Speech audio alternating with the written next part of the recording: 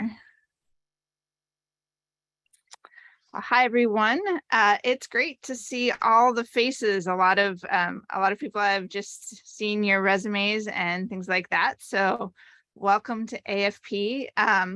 I'm Tina Buxbaum, so I'm the executive director of the whole thing, and you guys have all been in contact with me and will be getting bombarded with emails and information from me. But I wanted tonight to be a little bit of walking through the first few weeks of the program, and then also a chance for you guys to toss out questions that you might have. I think there's a site coordinator or someone with knowledge of each of the sites on here, so they should be able to answer all those questions like, does Fairbanks really get that cold, or do I really need rain boots in Sitka, and all of those type of questions. But first, I wanted to kind of run through the first couple of weeks of the program, just so that everyone kind of knows, especially the opening convening, just so that everyone can start wrapping their head around what I'm going to be dragging you guys all off to. So I have a little bit of a slideshow that I will show you, and hopefully it is still working. Let's see. One sec. Let me start the slideshow first. Okay. Now let me share. Okay. Are you guys seeing my first slide? Yes, no? Yeah, we can see it now. Great. Okay. So I wanted to start out first with just a little reminder of what you guys all need to do in the next couple of weeks. First of all, please, please, please book your travel to Alaska. It's expensive. Get it done, get it booked. Everyone receives $500 on your first fellow stipend to cover your travel up here. I know that might not cover all of it. That's kind of what we have budgeted right now. So I don't really have room to increase that. So long-term goal to increase it. But right now everyone gets a $500 relocation stipend. So please get your travel booked before it gets more expensive. There's a pre-arrival survey that everyone needs to fill out. If you don't tell me when you're arriving, I won't have someone to pick you up at the airport and take you to your house. So please fill out the pre-arrival survey so that we know when you're showing up, and it just has some other information, like if you have any allergies or any food things that we need to know about and other things like that. It also has a few forms that I need from everybody. I need W-9s from everyone for when it comes tax time. I'd like a photo of everybody, your proof of your COVID vaccination, and then for Fairbanks folks, I also need your UAF affiliate form, and everyone should have that. If you haven't gotten it, let me know, send me an email, and I will send you all of that. And if you haven't gotten the big logistics email, let me know, because I will make sure you get that. And also make your introduction slide. I've been having a lot of fun looking at everyone's introduction slides. I encourage you to go back as they pop on and see who all the other fellows are. It's super fun to see what everyone's up to, what you like, and how everyone makes their own slides. So do check that out. It's a nice way, especially to connect across sites and to have an idea of who are the 6 to 8 other people that you're going to be spending the next year with. So please check out those slides and get your slide done. Site coordinators. So here are your different site coordinators, and while I'm in presentation mode, I can't quite see it all, but for the folks that are on, I don't know if you wanted to maybe just say hi, speak up, and so that the fellows all know who you are and they have a little bit of a face to go from. But your site coordinators are going to be your first friends in town, and they're going to be your kind of your first person to call for whatever is going on, and they're going to help you get connected into your different communities and kind of get jump started in building your community within each of your host sites. So I don't know, Haley's first on my list, so I'll maybe just go through and see who I can see and call them out. So just want to say hi. Hi everyone, I'm Haley. I live in Anchorage. I was fellow this past year with Launch Alaska. So that's where you're working, you can totally talk about it. Is that good? Yeah, that's perfect. And Eliza's next that I can see, so go for it. Hey, I'm Eliza. I was a fellow at the Alaska Children's Trust, and I'm still at the Alaska Children's Trust, so I recognize one of you, and that's Sarah, who will also be at the Alaska Children's Trust, but I'm excited to meet all of you. Let's see, Jane and Kira are together, so I'll let them go. Hi, I'm Kira. I'm a Juno Site Coordinator. I was a fellow at Sea Alaska Heritage Institute 2020 to 2021. And I'm also a former Jesuit volunteer, and you all will probably meet the JV communities when you're here. And my name is Jane. I live here in Juneau. I did not do the Alaska Fellows Program, but I did JVC Jesuit Volunteer Corps, which is partnered with AmeriCorps in Tacoma, Washington. And I've been here in Juneau for about 1.5 years now. And Kira and I are excited to welcome the Juneau cohort. Thanks. And Liz is the next one I can see. Yeah, hi everyone. I'm Liz. I did the fellowship this last year in Sitka. I worked at ANDVSA, which is the Alaska Network on Domestic Violence and Sexual Assault. And yeah, excited to meet all you guys. Ellie is fishing right now off at sea, but she is also really excited to meet you guys as well. Great. Kevin's the next one that pops up in my list. So go for it, Kevin. Cool. Thanks, Gina. Everyone, my name is Kevin. I am up here in Fairbanks, and I was the Alaska Center ICE Fellow this past year with the first cohort. So excited for those coming up to Fairbanks. Pack some winter gear, and let's have some fun. And then let's see who else. If JR is still on, he's not a site coordinator this year, but he can chime in and say who he is. Hello, everyone. I am not a site coordinator, but I will be here in Fairbanks for a resource if you need anything. I'm the chief storyteller for the Geophysical Institute. So that means I'm ultimately a multimedia producer. So, and I've been at UAF for a long time. So if you need anything or need to connect to other people, I can help with that. Great. And I think Lev's the only one that we're missing. But Lev was, he's been a site coordinator last year, and he was a fellow the year before. And so he's the third Anchorage site coordinator to help everyone out. And Lev is fantastic. So you will all meet him as well. So, and this is just for, and so I should preface this with, I am adding information to the school and hometown as you guys fill out the pre-arrival survey and also your slides. So some of this is what I attempted to glean from your resumes and stuff, but just so that everyone can get a kind of idea of who is going to be in their cohort, if you haven't put it all together yet and been watching the slides come up.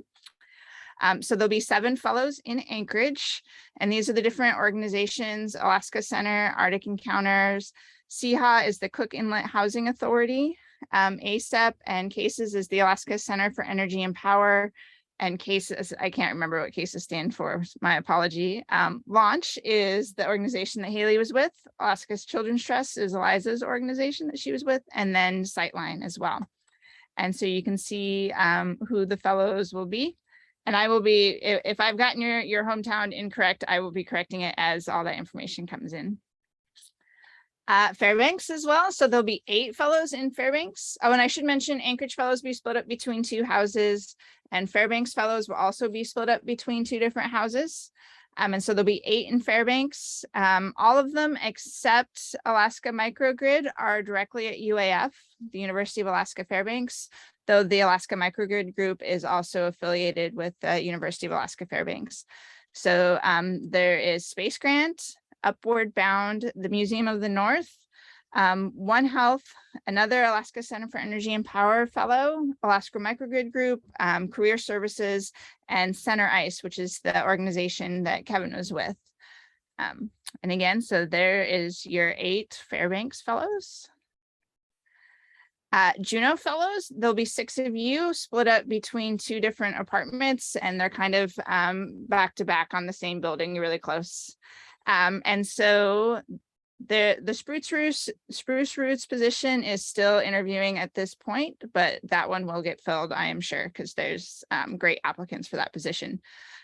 But meanwhile, there are 5 of you that are confirmed so far between Alaska Municipal League, Sea Alaska Heritage, Sea Alaska Corporate, Alaska Council for School Administrators is ACSA, and then the Nature Conservancy in Juneau. And then Sitka, there'll be 7 fellows, and in Sitka, it's a little bit different. Everyone lives in the same house. So you all have to put up with all 7 of you all the time. So, but you do have 2 great site coordinators that can help you navigate everyone being in the same house and sharing 2 fridges and all of that. But there are 3 fellows at Mount Edgecombe High School. And these 3, actually, they will start a couple weeks early so that they do the Mount Edgecombe High School orientation and start with the fellow or with the students that are starting there. Sitka Counseling, SAFE, which is the women's shelter in Sitka, AND VSA, which Liz was at, and then also Outer Coast. And I think Outer Coast fellow will also start a little bit early because she is starting with the orientation for the Outer Coast students at Outer Coast. So there you go. And then just a little bit of basics for your first your first week, really. So send me all your information so that you will get picked up from the airport and aren't just sitting at some airport wondering who is coming to get you and where you're supposed to go. Please send it to me. And then everyone's got a fair amount of move-in time, actually, because you can move into all your places. For Fairbanks, Sitka, and Anchorage, you can move in on September 1. And you aren't starting your work until September 6th. So you kind of have that long Labor Day weekend initially to kind of explore town and get your feet under you from traveling to Alaska. But then the September 9th through 11th or 10th through 11th, there is the opening site-specific retreats for Fairbanks, Sitka, and Anchorage. And then Juneau, because Juneau starts a month later, they're the 7th through 9th. And you can see the different locations there. Sitka, I still need to arrange your boat to get you out to the Samsung cabin, but everywhere else it's a drive-in location. And really, these retreats are meant to, it's kind of a fun way to kick off the program, and you can meet everybody and really start to bond and have some of those conversations about house rules, like how do you want to share food, and all of those different things that go with having housemates. But they're meant to be fun, so it'll be a fun adventure. But you do need sleeping bags and sleeping pads for those adventures as well. And then I wanted to spend a fair amount of time talking about the opening convening in Fairbanks, because it's going to be fun. It's going to be logistically intense, and it's 4 days. So I just want to make sure that everyone understands and has all sorts of chance to ask questions about this one. So it's going to be the 24th to the 28th in Fairbanks. So that's a Saturday through a Wednesday. Sitka is flying. Juneau is coming directly here, except for Natalie. And then Anchorage is driving here. So I have a van rented that Anchorage can all drive here in. It's a big 10-passenger van, so you should be able to pile all your stuff and all your people in there. And then everyone else should be able to get here by flying. So the biggest thing is that where we're going is across the Tanana River by boat. So it's a little bit isolated. And I wanted to just touch on the COVID protocol. I am going to arrange so that at each site, there will be, you will have COVID tests, like rapid tests, so that you can take them right before you travel to Fairbanks, just so that if anyone has any COVID symptoms or anything like that, we catch you before you get on a plane or before you hop in the van and head this way. Understanding that we're in kind of a different COVID world than we were a year or 2 ago, I will have rapid tests at the site. So if anyone is symptomatic and feeling crummy or whatever, you guys will be able to test. And there will be masks available if anyone wants to mask, but I am not requiring that anyone mask around here. And the sleeping quarters are kind of big group sleeping. So I'm really like letting it be a little bit up to everyone's comfort level, what their comfort level is on COVID. But if you're symptomatic, we will have rapid tests. And if you do test positive, then we will, you'll be isolated and you'll be taken back to Fairbanks, where you'll have to isolate for the 5 days until you're allowed to travel again. So, but the CDC, we were going to follow the new CDC guidelines where if you're exposed, unless you're symptomatic, you don't have to isolate or quarantine. So, and I'm happy to talk to anyone if you have any questions or concerns, or if you're uncomfortable with the different COVID protocols, we can figure something out. So this is what I really wanted to talk about. So it's Fairbanks at the end of September. This picture was actually taken one day apart. This was September 18th on the left, and this was September 19th on the right. So it might be beautiful and it might be snowy and it might be both. So I just want everyone to be adequately prepared that this is the shoulder season. This is right when the transition happens in Fairbanks. So and also I wanted to show you this, like this is kind of the temperatures to be prepared for. So during the day, averages are in the 40s and 50s, and in the evenings, generally it's in the 30s. So it generally is freezing at night by that point. And again, this was September 25th, the snowy picture 2 years ago. This was September 25th, 3 years ago. So, so it's really hard to tell what you'll get. So we kind of have to be prepared. So out at the camp, it is the Howard Luke, let's see, Aaliyah is how you say that word, Spirit Camp. And here's this link, and I'll send the link to this PowerPoint to everybody, but here's a link a little bit about Howard Luke, and I'll probably send you a short reading so that you understand a little more about the camp beforehand. But it's really, it's a camp that he started to really, he really ran it as a culture camp for Indigenous youth from the area to help them reconnect with their heritage and the land. And it's a really special place, and we're really lucky to have access to it. So we have to be super, super respectful while we're there. That being said, it has the sleeping areas. There's 2 heated sleeping areas. So even if it's cold and snowy, you don't have to sleep outside. That being said, I will also bring some tents along. So if anyone wants to camp outside in Fairbanks in September, it's also kind of fun. And I kind of like winter camping and fall camping. So you'll have options, whether you want to sleep warm or you want to sleep cold. It is off grid. There's power in the kitchen from solar panels, but you're not going to be plugging laptops in. You're not going to be plugging other things in. It is, there's lights in the sleeping areas as well, but it's pretty off grid. And there are outhouses. So for those that haven't used an outhouse before, this will be a new experience. So, and there were showers, but last I heard they haven't gotten the hot water heater working. So I wouldn't expect hot showers. So just come prepared. It is going to be like camping.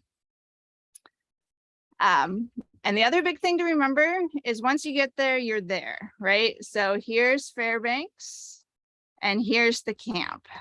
So it's across the Tanana River. The landing where you'll take off is right here. It's literally a 5-minute boat ride across, but you are across the river. So it is a lot of work to get you back.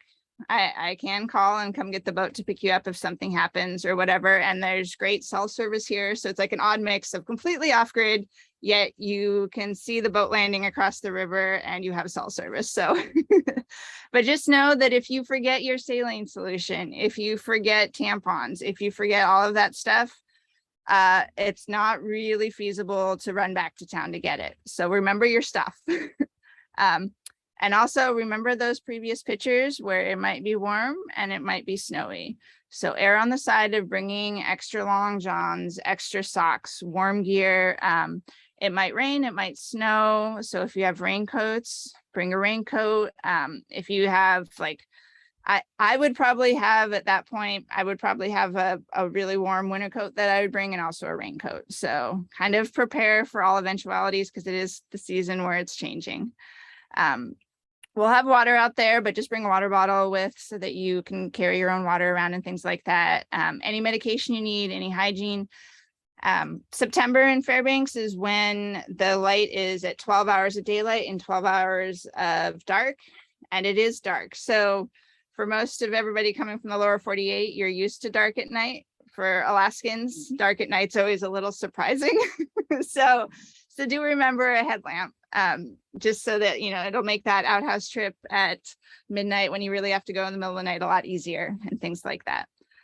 And then if you want, we're going to have a bonfire and other things like that. So if you have Crazy Creek camp chairs that you like to sit in by the fire, any kind of that camping stuff that you like, go ahead and bring it along. And don't forget your sleeping bag and sleeping pad. And let me know if I need to find sleeping bags or sleeping pads for you. So, and I wanted to walk everyone through the schedule just so that that's not a mystery. And I will be sending out a detailed schedule as I get all the activities lined up in place and things like that. But this is kind of just a rough overview. As I said, everyone's arriving on the 24th. The out-of-town fellows will be staying at the UA president's house right on Yankovich, Pat Pitney's house. So it's a beautiful building, and I was not aware when I asked to use it that she's actually staying there. So you guys will all get to meet Pat Pitney. She's very generous. She's super nice. You should Google her. She's a gold medal Olympic athlete. So she's kind of amazing.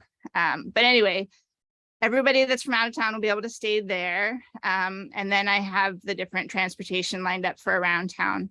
And there's also a barbecue at the Lola Tilly Commons, which is one of the hosts from last year, One Tree, their home location. So you'll get to meet all of the AFP board.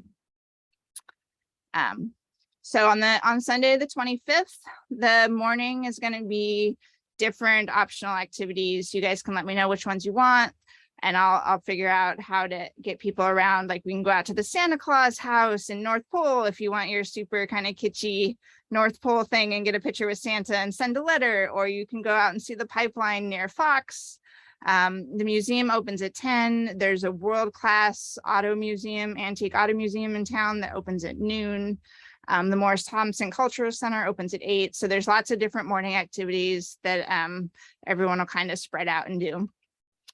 And then getting to the camp, you have to boat across 7 at a time. So I will be having people come to the landing and getting everyone across the river. And then the evening is just kind of relax, review the schedule, get settled in, figure out camp, all of that stuff. The next day on the 26th, kind of easy morning. And then part of our payment for using the camp is they ask people to do some work around the camp. So we will be doing some just kind of winter prep, brush clearing, and perhaps chopping wood and some of that kind of stuff, just to help take care of the camp. They don't actually take any money for use of the space. They just ask that people help maintain it. So that's kind of what we're on deck for. And then we'll go over some just kind of program like review of like communal living, self-government, governance, and all that kind of stuff.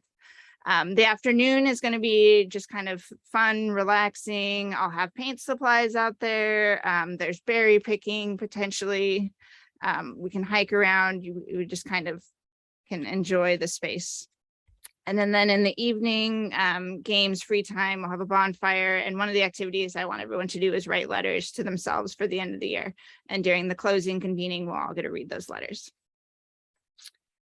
On Tuesday, so we'll do kind of some goal group setting in the morning, a group photo, and then just kind of fun afternoon stuff. And we're in the evening, we're on deck to discuss the pre-reading that I've sent all you guys around Alaska context and the indigenous context in the state. And then Wednesday, it's breakfast and then transportation back across the river, 7 at a time. And again, there's afternoon activities that everyone can do if they want. You know, if you missed out on your Santa Claus house chance, now's your chance again. And the Anchorage fellows have to drive back to Anchorage. And then the Sitka fellows and Natalie from Juneau are all on a 5:40 flight. And then the other Juneau fellows, most of you have let me know what you want to do. So I will arrange whether you stay in Anchorage for a couple of days or whether you stay in Fairbanks for a couple of days. And then that's kind of the end of the opening convening, and that's the end of really your first few weeks in the program.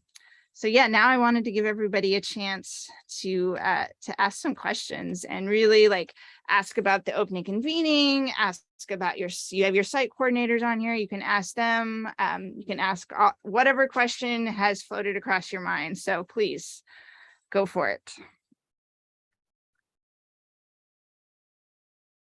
And if this all terrifies you, it'll be fine.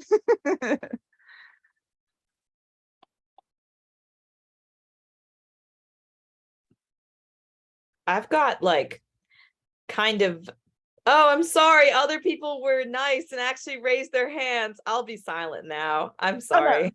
Go for it, Gabby, and then I'll get to I'll get to the two hands after. Oh, Go I'm for it. so sorry, guys. I mean, I have like a million questions, actually. I have a very long list. Probably some of them would be better suited to just ask via email, but some of it was just I wanted to ask about the amenities that are available in the different houses, like whether we have a washing machine and a dryer, whether we have a TV, whether we have a dishwasher. Like, I mean, I have like a longer list, but those were some that like popped into my head. Yeah, no, those are all great. And let me so you're in Fairbanks, and so I can say what Kevin can correct me. The two Fairbanks houses, they're beautiful houses actually, but there are no, in the house there's no laundry, but there are laundry facilities, and Kevin can tell you which ones they used. I think it's the Honors house, right? You used, and I don't think there's dishwashers, right? No. And what else was there? Kevin can Yeah, Tina, I got you. You did great there already so far. Fairbanks is unique in terms of like there's a water tank. So you're gonna have limited use of water. So definitely keep that in mind, I guess. But yeah, I guess in terms of like essentials in the room, you have a closet, you have a desk. It's kind of university style stuff. So just keep that in mind. And then you'll have bedding here available, but if you want your own personal one, might as well bring it. But another thought is if you don't have it, you can buy it here in Fairbanks. There are a lot of stores here. There's a Costco here too. So I know the Sitka fellows are definitely the ones that are like pesto, but I remember that, Liz. Beyond that, let's see. Washing, yeah, laundry is kind of hard here. You just kind of have to go to the university and use the facilities there. You're gonna have gym access to the university gym, which is super nice, so you can work out there in deep winter. Yeah, there's one vehicle here, a Mercury Montego, works pretty well. It'll get you through winter. And then beyond that, let's see. There's two houses. They're each different layouts. So yeah, you get to hang out. And then Haley, yeah, mentioned ski land. Ski land's awesome. You get to spend the winter doing downhill skiing, snowboarding, cross country skiing. We can go sledding, all the winter sports, or also just get snowed in so you can't leave the house. Physically can't leave the house because we have like a heating system. So the two places that we're living at are in Sustainable Village, and super unique, super cool. Your neighbors are really, really interesting people. They're both the designers and architects of the place that you're going to be living in. And they're like, they've traveled the world and have stories to tell. So I highly recommend bringing some stories as well. So any other questions? I don't know if I've covered. That's a pretty good Fairbanks. yeah. And Gabby, if you had a long list too, yeah, please do send by email, and Kevin or we can detail out and connect you with everybody and all the details. So For sure, thank you. Yeah. And okay, we'll go with Nikeshia. Did I say that right? It's Nikisha, but close enough. Okay. I had two questions. So one might already have been like addressed in one of the emails. So I apologize if it's like people know the answer to this. But like I was wondering if like the time off that we get like in our perspective, like jobs, like include the time that we like go to like these events like as a group. I'm like words are blinking. Yeah. Or if it's like not included. And then my second question is like, because I'll be in Anchorage and we're in two houses, like how like do we decide like who lives in each house, or is that like a pre-made decision, or are we like going to decide as a group? Great questions. So the time for the opening and closing convenings and the site-specific retreats do not count against your personal time off.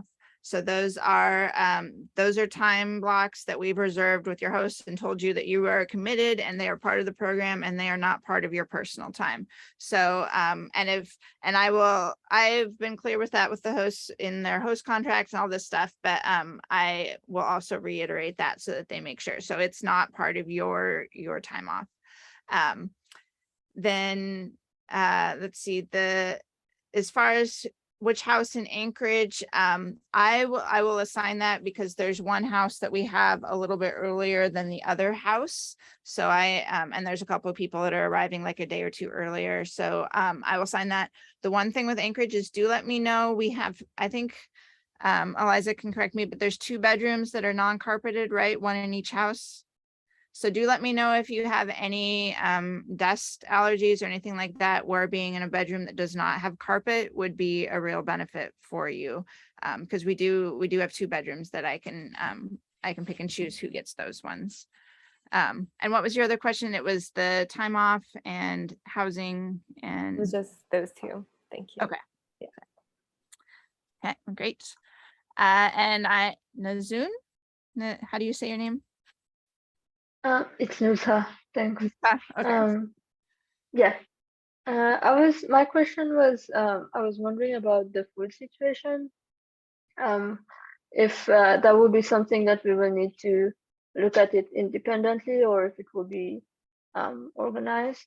And also I wanted to kind of relate it to the housing situation about, yeah, if we will be having roommates and how I guess you already talked a little bit also about the room amenities in Fairbanks. I don't know if it's the same for Anchorage or across all sites.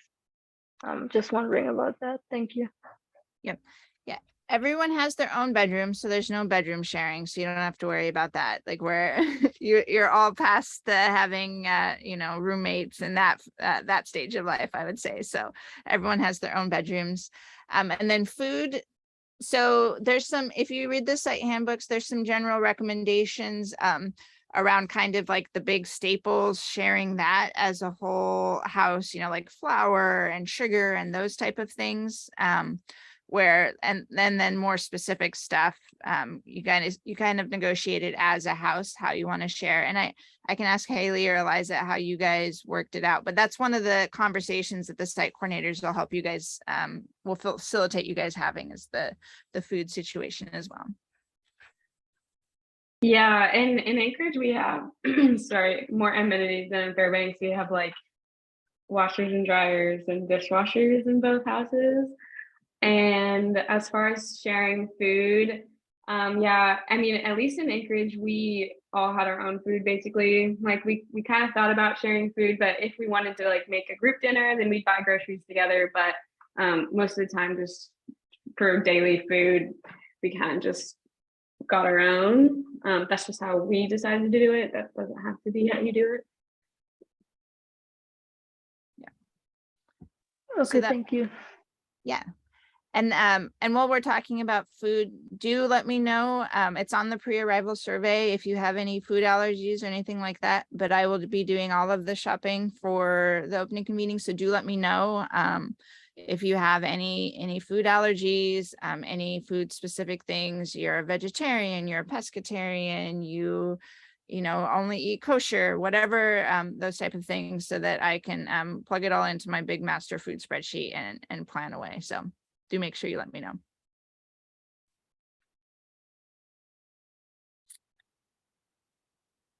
Go ahead, Gabby.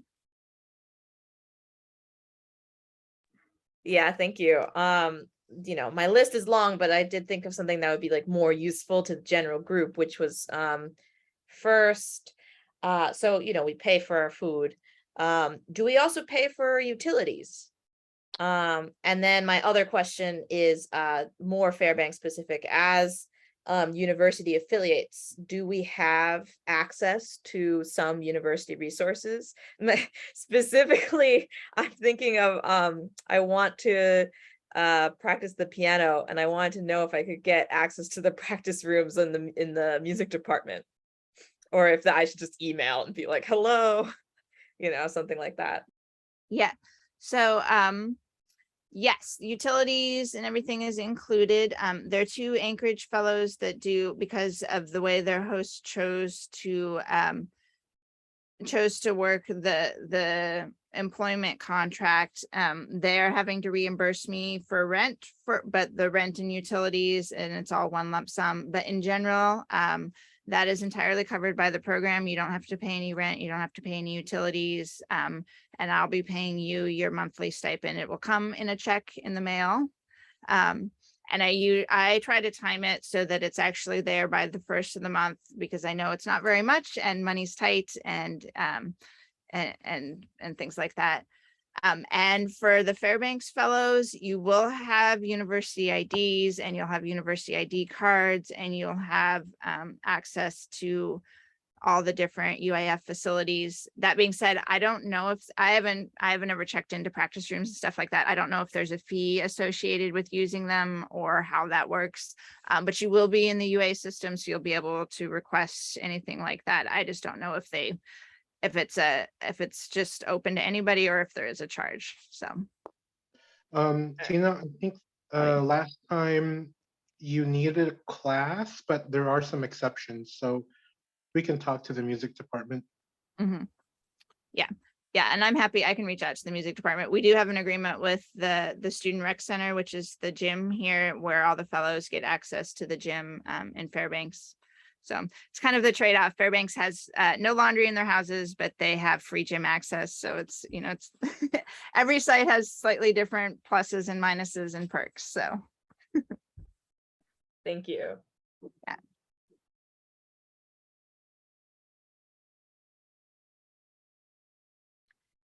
And please do send me emails full of questions too. I'm happy to answer, or your site coordinators or anything like that. So if you need a while to ruminate on all this before it pops up.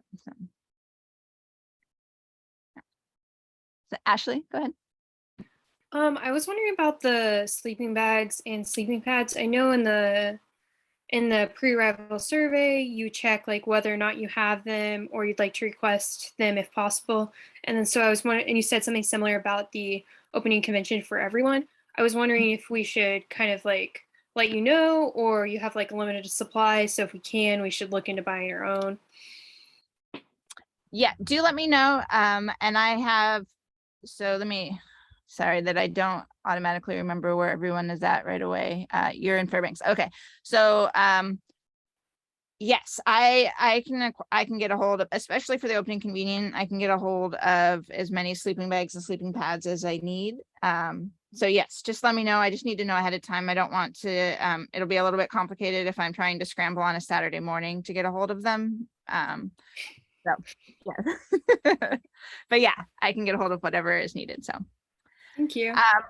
And as far as temperature recommendations, so it's heated sleeping spaces.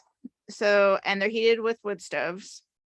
For anyone that's done any cabin trips or anything like that, that means that the space usually goes from really warm to really cold, depending on who remembers to get up and stoke the fire or anything like that.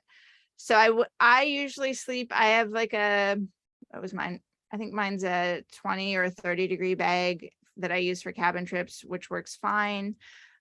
If you are looking into buying a bag and you have any inclination to do any colder weather camping or colder weather camping trips, I'd recommend going a little bit colder than what you would normally think. But it's kind of up to you whether you're ever going to sleep very cold or not. So, yeah. Does that help? It's always a good idea to go colder. Yeah. And if you have a fairly light bag, like sleeping bag liners also help a great deal. Like I'll throw a liner in mine and it usually increases the warmth a fair amount. So, there's different ways that you can kind of balance it depending on whether you want a really cold bag, because they are pretty expensive. So yeah. And you do all have except for the Juneau Fellows, unfortunately, everyone has a little bit of time once they get to Alaska to kind of check stuff out. I wouldn't say you have a great deal of time if you check it out and then decide to order online, because the shipping times to Alaska are not speedy. There's no such thing as overnight, next day air, any of that kind of stuff. That stuff does not exist in Alaska, so you will have to let it go. So if you're going to order, expect a week or more, depending on where you're ordering from and stuff like that. But you do have a little bit of time once you get here to kind of check out what other folks have and to kind of see what you want. Especially for like, I would recommend that, especially for like footwear and your warmer coats and stuff like that. If you're not coming with something you already have, kind of check out what's here and what you want and what will work and what's in the different secondhand stores and things like that as well. And everyone can give crap to Kevin because he's been in Fairbanks for I don't know how long and still doesn't have rain boots. Hi, yeah, I'm also curious about the amenities situation in Juneau. Like, will we have laundry and stuff there? I'll punt that to Kira and Jane. We're actually in one of the fellow apartments right now. So Juneau has 2 apartments that are right next to each other, 3 in each apartment. One's slightly bigger than the other, but they both have pretty much the same amenities: washer, dryer, dishwashers. We have bed sheets, kitchen supplies. The unit B is a year-round rental, so in this space you'll have like basic cooking supplies in terms of like spices, rice grains, just because people just have continually lived here. In the other unit, not so much of that kind of build up, but there are TVs in actually every room of the house. If you want to, both years, both the times I've lived in these units, we've just gotten a Roku and hooked it up to the Wi-Fi, and that's been our kind of way to watch TV. And you're right, like in the heart of downtown. So walking, like everyone for the most part is within like a 5 to 10 minute walk of their sites. We're actually right outside the cruise ship dock. So if you get here, actually, Natalie, you might actually still get some of the cruise ship season. But yeah, that's kind of, do you have any other? Yeah, I think just adding on to the location, you're right across from the library. You can easily walk to the pharmacy. There's 2 grocery stores that, the options vary depending on if the barge comes in or what, what's available. But there are a lot of things within walking distance, which I think is huge. And the bus line too, if you're ever interested in taking the local bus. But yeah, there are a lot of amenities in there, these apartments. And I would say they're not brand new, but they're on the newer side. Pretty nice. And then also just in terms of like transportation, you don't really have a car. I've worked out both years, both fellows situations have worked out with other people. If we need to go to Valley, we either take the bus or we carpool with someone. And this past year, they did end up doing a kind of nice deal of renting an old previous fellow's car. I'm not sure if you'll have that option this year. Honestly, that car is kind of scary, so I'm not sure if you want that option. But for most part, like everything is really contained within downtown. And I've known people who've lived here for years and have never owned a car and have been pretty fine. I've been here a year and a half without a car and have been getting by just fine. Yeah. And I can say all of the houses do have Wi-Fi too. So there's no, we are in the modern age. So you will have internet everywhere. So.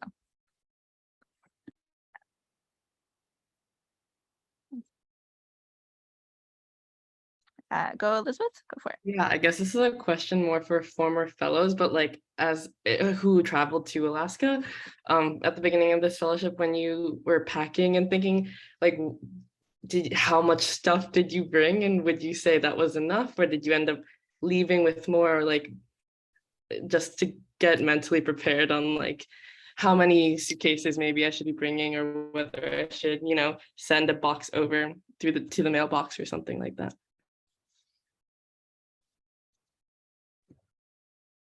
I can start and we can go around. It really depends on I only brought 2 suitcases with me and a carry-on.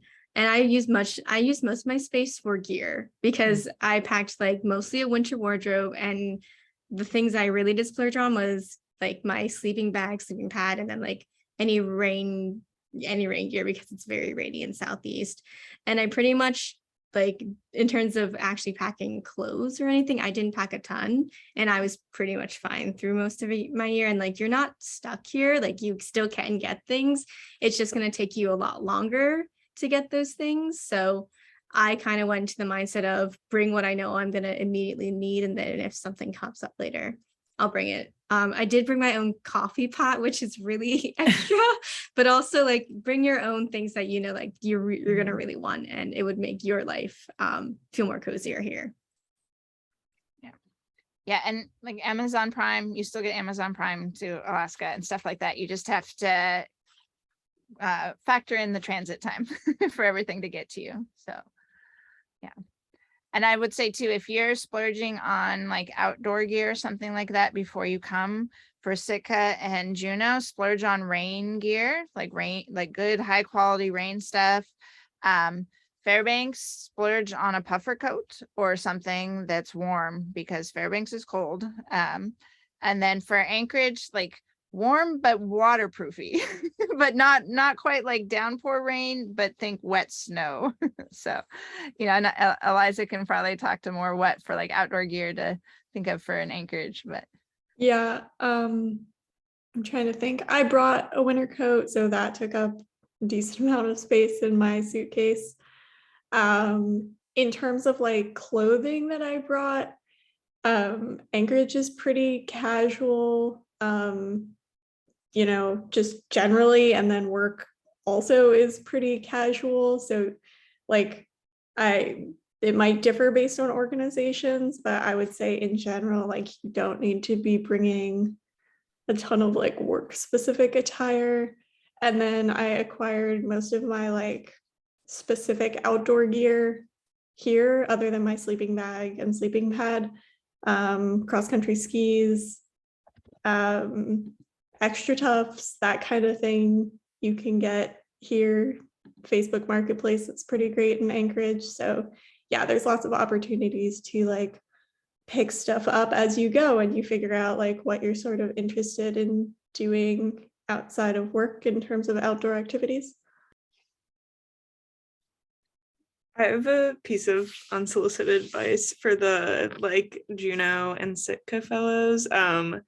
Just because this was my experience when I first moved here, is I like bought a really expensive rain jacket. I think it's like also in the handbook. It's like I got it on sale, but it was still like for me a big splurge. It's like the Arc'teryx rain jackets, and mine lasted through the summer in Michigan really nicely, and then like the like third week of Sitka like was getting soaked through because you like have to basically like keep buying like stuff to rub on it.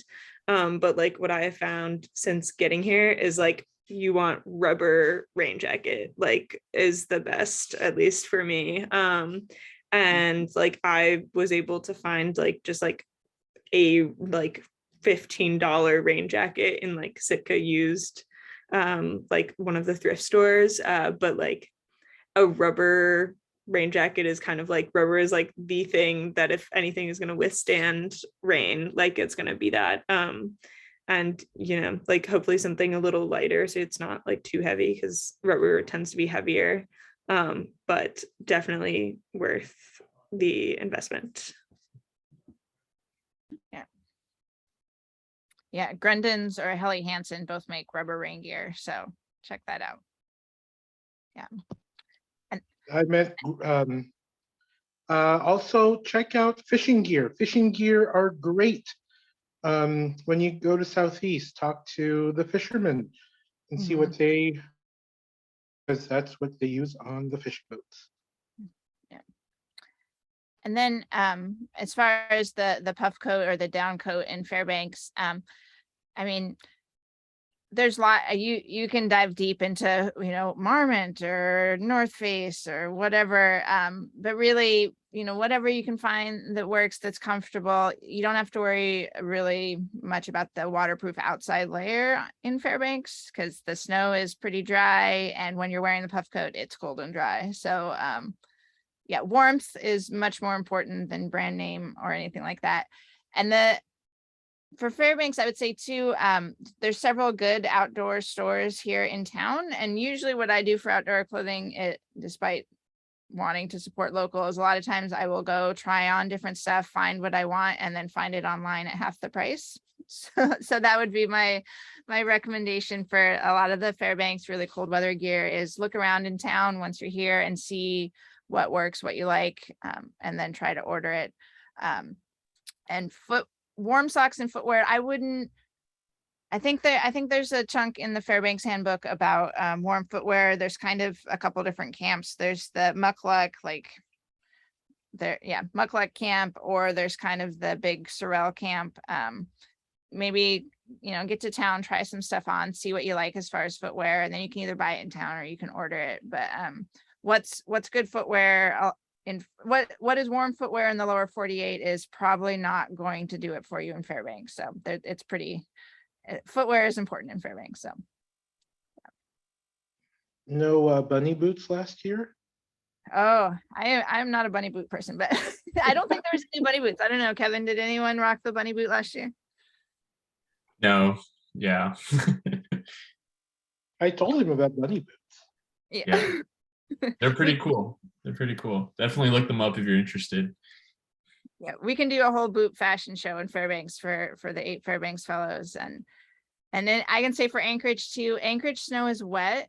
And so some of the Fairbanks foot options for staying warm will not work in Anchorage. So Anchorage needs warm but waterproof. And for Anchorage, yeah, warm, waterproof, like an insulated boot is actually perfect. Mm-hmm. Yeah, good socks. Yes, there's lots of socks coming in. Like good socks are almost more important than anything else. Good socks. Splurge on a sock. Yes, splurge on socks. Find secondhand on everything else if you can.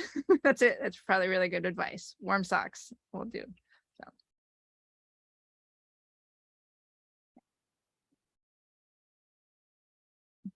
Yeah. Other questions?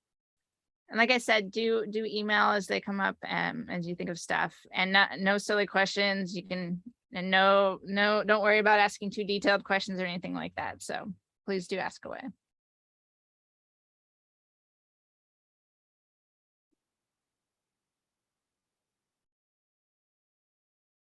Any others? Otherwise, we can let you guys all run off, have dinner, go to bed, whatever time zone you happen to be in.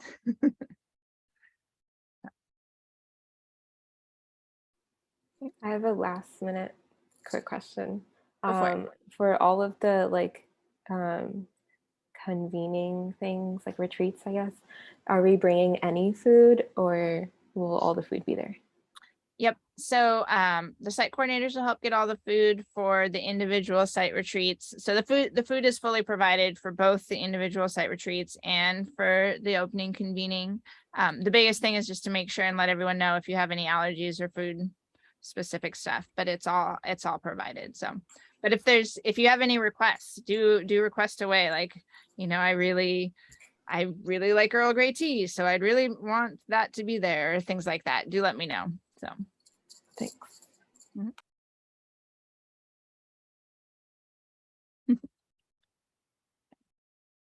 Yep, wigwams are good socks. Smart wools, darn tough, any of those. So yeah.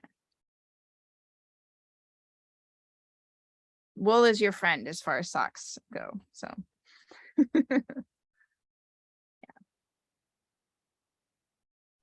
Yep, and layers. You can't go wrong with putting more layers on. Y'all have any recommendations for like fabric for long underwear? Smart wool makes really nice long underwear. Again, wool is your friend. Like what is it? Patagonia has the propylene or whatever is nice. Yeah, it's maybe my recommendation is kind of like thin. I like thin layers because then you can wear them under jeans for when you're, just walking around and things like that. Yeah, kind of what works for you, what you feel comfortable in, what you'll actually wear is probably a bigger thing than than having like a name brand. Like if you will actually put them on and wear them under things, then yeah, REI is a good brand. Yeah. And both Anchorage and Fairbanks have REIs. Juneau doesn't have an REI, do they? No. And Sitka, so poor Sitka, you guys don't have Costco or REI or anything like that. So Sitka is a little bit more challenging for some of this stuff. You'll end up ordering some of it if you don't have it, or finding it on secondhand places like that. So yeah. Any other questions? Oh, also for Sitka, what are the amenities again in the house? Oh, sure. And like laundry, things like that. Thanks. Yeah, I was wondering if someone was gonna ask about the house, but there's no dishwasher, so we just wash our own dishes. There is a washer and dryer. Yeah, everyone has their own room. They all have beds, and like when we got here, it was like a different, like each room kind of had a different assortment of like what furniture they had or were missing. So like I like had like a dresser but didn't have a desk, and so like it's like partially furnished, and you can find a lot of the other things either like, you know, at the thrift store or like at a garage sale or like on Facebook Marketplace. Yeah, there is no IKEA. IKEA does not ship to Alaska. That was what I discovered upon moving here. And if you do want your own covers, I would bring those. Like if you want to bring your own bedding, I think I ordered mine when I got here. And we have towels in the house, but like it's always like slightly short on towels. So like, you know, you can bring your own towel, I guess, if you would like. And then yeah, there is no car at the Sitka site, which most of the organizations are all walking distance. Mount Edgecombe is the fellows this year would bike, and it's like a good, like very bikeable distance. And the house has bikes, all varying levels of workable.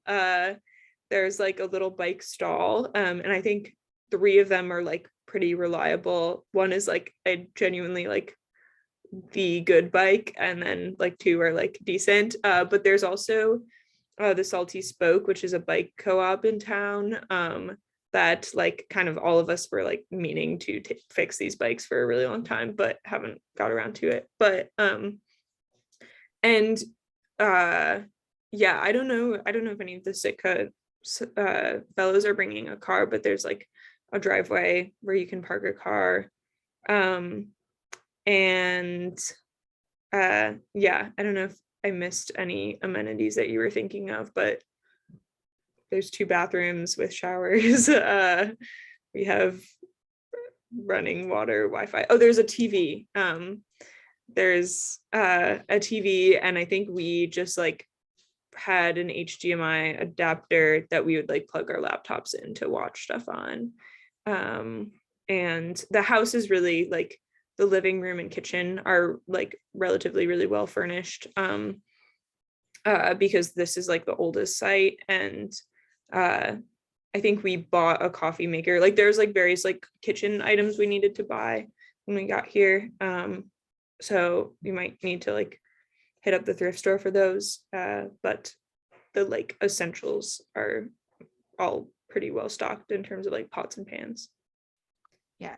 And the Sitka house has been in the program for quite a while. So it has a little bit of it's collected things, and things have walked away and things have walked back. And so it's a little bit of a mystery each move in, some of the smaller items, what is remained with the house versus walked off a little bit. So yeah, the Sitka house, it's a very quirky, fun house, but yeah, quirky would probably be its main characteristic, right?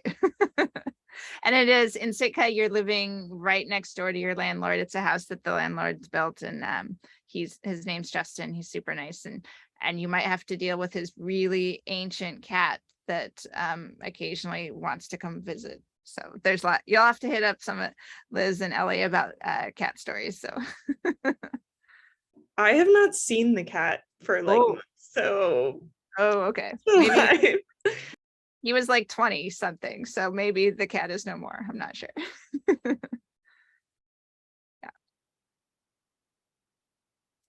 Go ahead, Gabby. I'm sorry, I'm coming at with a lot of questions, but are we assigned to our rooms, or do we get to pick?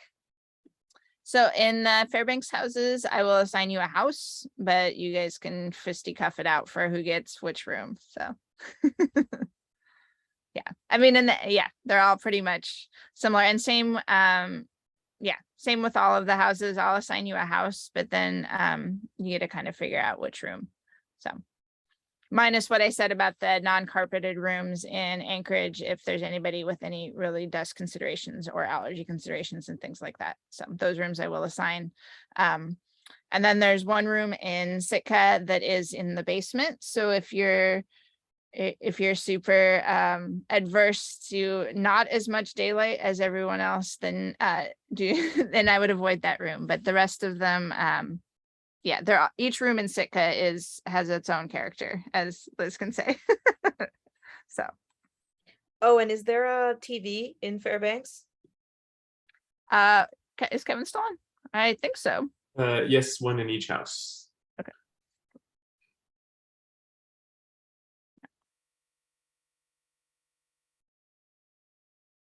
I wasn't planning, I don't know. I will talk to the site coordinators and see what they think about assigning rooms in Sitka. They have in the past, but I don't know.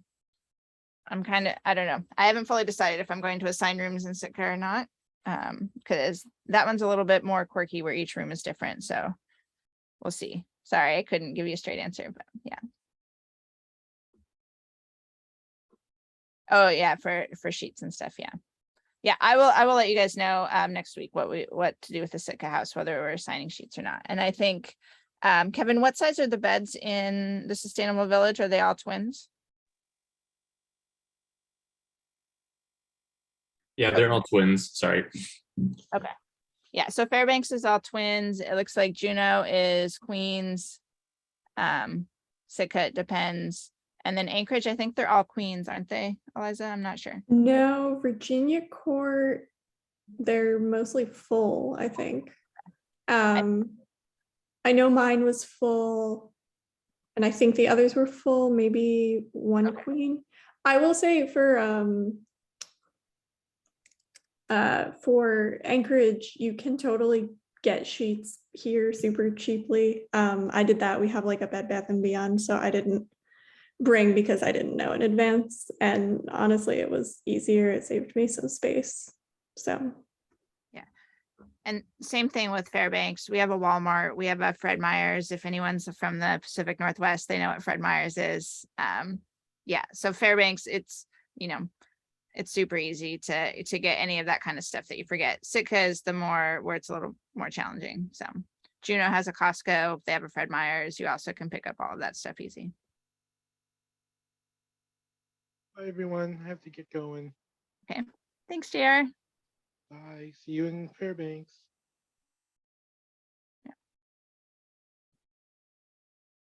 Yeah, and I will find out bed sizes for everything for sure. I am not sure about 15th Ave in Anchorage either. I thought they were queens, but I'm not 100% sure. So.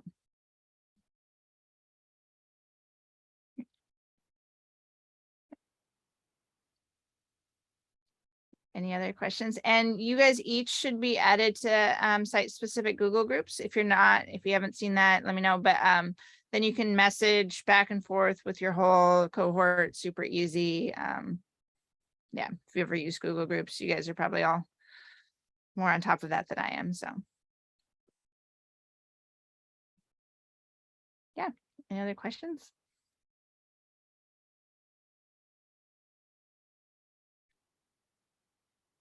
Okay. Well, if there's no other questions, I didn't see anybody. Sorry if I'm scanning all the little Brady Bunch boxes. So okay. There you go. And yeah, and I will be I'll also be sharing everyone's cell numbers as they come in on the pre-arrival survey, so your site coordinators can coordinate with you easily and stuff like that. Okay. Well, thank you everyone for showing up, and yeah, I'm excited to meet everyone shortly. So a couple of weeks in general, except for Juneau. So great. Thank you. Yeah, thank you. Have a good evening. Thank you so much. Yeah. Thank you. Bye.